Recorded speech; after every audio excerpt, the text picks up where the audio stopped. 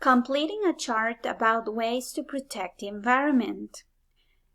In today's class, we are going to learn how to complete a chart with information that we already know. So we previously studied strengths and weaknesses. Some of the strengths that we studied in the previous task are: I can reduce, reuse, and recycle. I can plant trees.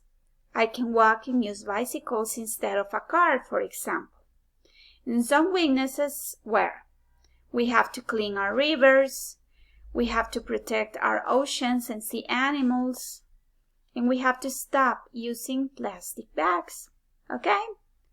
Until this point, it is all about reviewing and remembering what we studied previously. So now it is your turn. You have to choose 3 positive actions or strengths and choose 3 weaknesses or actions that you have or we have to carry out to protect our environment. Okay? Yo acá puse solo 3 weaknesses and 3 strengths, pero recuerden que en el video anterior que les había hecho habían muchas más. Ustedes escogen 3 positive actions and 3 weaknesses. Cuando ya las tienen listas y ya saben cuáles son, o si son las mismas que usaron en el audio que me enviaron anteriormente, ustedes las agregan a este chart. The chart has 2 categories.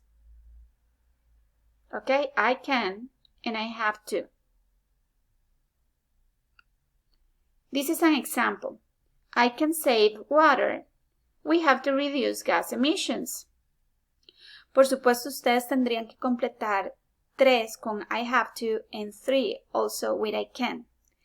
Por favor, usen las frases que les compartí en el video anterior y traten de no crear nuevas oraciones en este trabajo, ya que voy a tomar en cuenta la escritura y que las oraciones estén escritas completamente y correctamente.